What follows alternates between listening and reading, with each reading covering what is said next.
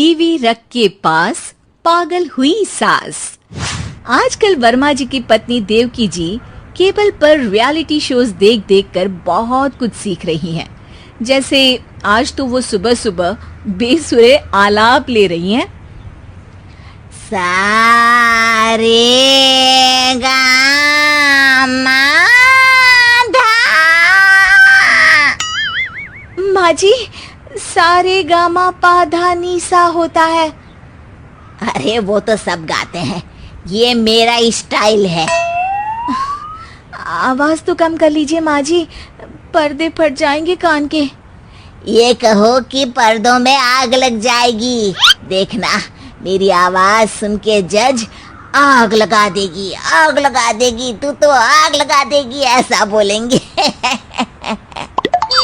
सरिता वहां से परेशान होकर चली जाती है और सास रियाज जारी रखती है। सारे गाओ, सारे नाचो। तभी बाबूजी दुकान से लौटते हैं। अरे देवकी, क्यों तानसेन बनी हुई है? कान से खून निकालोगी क्या? अरे क्या हुआ, रियाज तो करने दो मुझे। इसको रियाज बोलते हैं? ऐसा लग रहा है जैसे घोड़े हिना रहा है। घोड़े पे बैठ के ही बम्बई जाऊंगी मैं तो, जब जज साहब कहेंगे कि देवकी तुम मुंबई आ रही हो। जज साहब, वो अदालत वाले? अरे नहीं नहीं, बड़े लोग हैं, आप नहीं जानते हैं।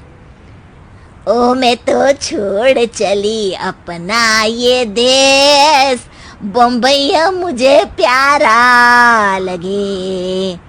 गाना गाती हुई देवकी चली जाती है और बाबूजी अपनी सरफिरी पत्नी के इस संगीत प्रेम की चर्चा करने बहू के पास चले जाते हैं। अरे सरिता बेटा, सुनो तो, ये तेरी सास को क्या हुआ है बेटा? सुबह तो अच्छा भला छोड़कर गया था इसे। सिंगर बनेगी अब वो। सिंगिंग रियलिटी शो में जाने की सुबह से तैयारियां चल रही हैं इनकी। हाँ, अब तो कोयल के सुर मेंढक छेड़ेगा। हे भगवान, सद्बुद्धि दो इसे। इधर बाबूजी भगवान को कहते हैं और उधर राधा रानी प्रकट हो जाती है, देवकी की मोहल्ले की सबसे पक्की दोस्त। क्यों री देवकी, काहे इतना गला फाड़ रही है? कोई चीखने चिल्लाने का कंपटीशन है क्या?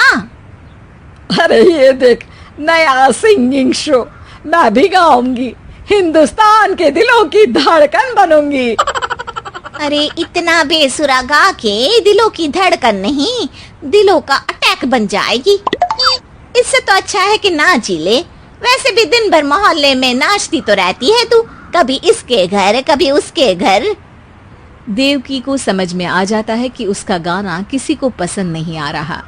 अगले दिन सरिता देखती है कि सास पैरों में घुंघरू बांध के नाच रही है। अरे माँ जी, क्या मंजुलिका बनी हुई है आज आप? अरे नाचने दे बहू, जब तक है जान जाने जहां मैं नाचूंगी। अरे माँ जी, अभी जान निकल जाएगी इतनी जोर से नाचेंगी तो। अरे अरे, क्या कर रही हो? अरे दिख नहीं रहा, डांस कर रही हूँ। अरे जैसी तुम्हारी हरकत है, तुमको तो नागिन डांस करना चाहिए। वो भी करूंगी, भांगड़ा भी करूंगी। देखना, जज मुझे देख के स्टैंडिंग ओवेशन देंगे। हाँ, स्टैंडिंग ओवेशन तो देंगे ही, ताकि खड़े होकर वहां से भाग सके तुम्हारा डांस देखकर। अरे कुछ ढंग की चीज करो, ये रोज क्या नया शुरू कर देती हो? सास को लगता है कि उसका डांस का सीन भी बिगड़ गया। अब वो टीवी देख के कोई और कलाकारी ढूंढने लगती है। तभी उसे टीवी पर खतरों के खतरनाक खिलाड़ी शो दिखता है, जिसमें लोग अलग अलग स्टंट करते हैं। बस देवकी को नया काम मिल जाता है। अगले दिन सुबह देवकी डंबल लेकर कसरत करने लगती है। माँ जी, ये क्या कर रहे हैं आप? अरे खली जैसे बनकर खलबली मचा दूंगी। कल मैंने खतरों के खतरनाक खिलाड़ी देखा, और सोच लिया कि मुझे वही जाना है। हाँ बस। तभी वहाँ बाबूजी भी आ जाते हैं। अरे इतना भारी डंबल, अरे गिर मत जाना कहीं लेकर। अरे चुप करो, तुमसे कुछ नहीं होता इसका मतलब ऐसा नहीं कि मुझसे भी कुछ नहीं होगा। मैं तो खतरों के खतरनाक खिलाड़ी में जाने वाली हूँ। हाँ मैं तो इस शो में तभी गया था जब तुमसे शादी हुई थी। तुमसे शादी करना भी खतरों के खतरनाक खिलाड़ी में जाने से कम थोड़ी ना। अब चुप भी रहिए। अरे बहू, वो भारी वाला डंबल उठा कर ला तो। अरे ना माँ जी, आप संभाल नहीं पाओगी। अरे मैंने टीवी में देखा था, एक आदमी कार उठा लेता है, इतना तो मैं उठा ही सकती हूँ ना। बहू घबराते हुए भारी वाले डंबल माँ के हाथ में दे देती है। जैसे ही माँ दोनों हाथ ऊपर करती है, पूरे शरीर का बैलेंस बिगड़ जाता है और वो पीछे की तरफ गिर जाती है। डंबल जाकर टीवी में लगता है और टीवी फूट जाती है। माँ जी, उठिए माँ जी। बाबूजी बहुत तेज हंसने लगते हैं। बाबा बाबा, टीवी और बीवी दो टेंशन थे मेरे, आज एक कम हो ही गया।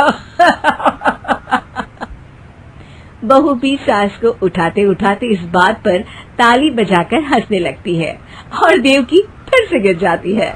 और इस बार देवकी भी अपनी बेवकूफी पे हंसी रोक नहीं पाती।